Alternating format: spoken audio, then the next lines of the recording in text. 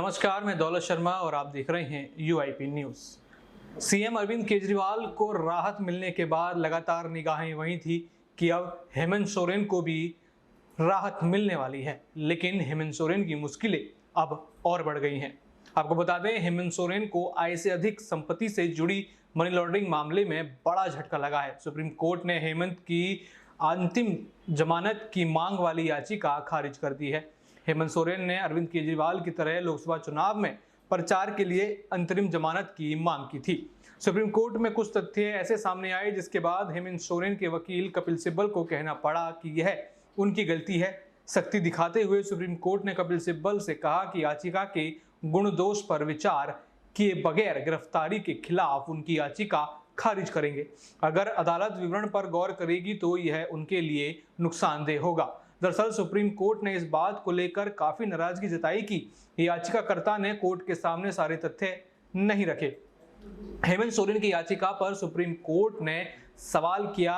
जब सोरेन ने शीर्ष अदालत का रुख किया तब कोर्ट को इस बात की जानकारी क्यों नहीं दी गई। जमानत की अर्जी स्पेशल कोर्ट के सामने पेंडिंग है और निचली अदालत पहले ही चार्जशीट पर संज्ञान ले चुकी है। सुप्रीम कोर्ट की इस कड़े सवाल के बाद सीनियर वकील कपिल सिब्बल ने माफी भी मांगी।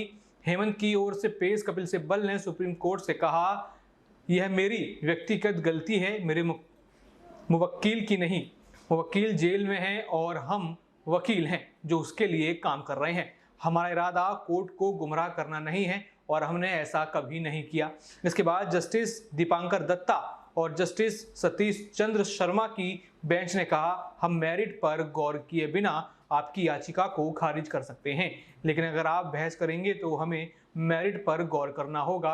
यह आपके लिए नुकसानदायक होगा। इसे अपने ऊपर मत लीजिए, आप इतने वरिष्ठ वकील हैं। इसके बाद कपिल सिब्बल ने कहा, जब हमने अंतरिम रिहाई के लिए आवेदन किया तो यह इस तथ्य पर आधारित था कि हम धारा 19 के तहत संतुष्ट नहीं थे। जमानत की उपाय रिहाई के उपाय से भिन्न है। मैं अपनी धारणा में गलत हो सकता हूं, लेकिन यह अदालत को गुमराह करने के लिए नहीं था। इस पर सुप्रीम कोर्ट ने पूछा कि हमें इसकी जानकारी क्यों नहीं दी गई। जब हमें पता होता कि किसी अन्य मंच पर पहले ही संपर्क किया जा चुका है तो हम रीट याचिकाओं पर विचार नहीं करते। इससे पहले सुप्रीम कोर्ट में ईडी ने सोरेन की अंतरिम जमानत याचिका का विरोध किया। ईडी ने हलफनामा दाखिल कर कहा कि चुनाव के लिए प्रचार करने का अधिकार ना तो मौलिक अधिकार है और ना ही संवैधानिक अधिकार है और ना ही कानूनी अधिकार। ईडी की ओर से एएसजी एसवी राजू ने कहा कि अरविंद केजरीवाल को मिली राहत का हवाला देकर सोरेन जमानत की मांग नहीं कर सकते। दोनों केस में तथ्य अलग अलग हैं। सोरेन की गिरफ्तारी चुनाव से पहले हो गई थी, फिर इस केस में तो सोरेन के खिलाफ चार्जशीट पर कोई संज्ञान ले चुका है। निचली अदालत में पहले नजर में उनके खिलाफ केस को माना था। इस आदेश को उन्होंने कहीं चुनौती नहीं दी।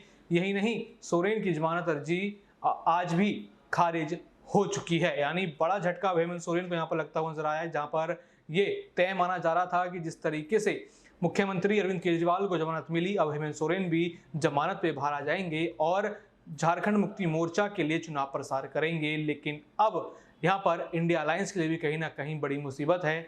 अब हेमंत सोरेन जो है जेल में ही रहेंगे और वो चुनाव प्रचार करते हुए नजर नहीं आएंगे। बाकी और भी ऐसी खबरें जानने के लिए देखते रहिए यूआईपी न्यूज़। धन्यवाद।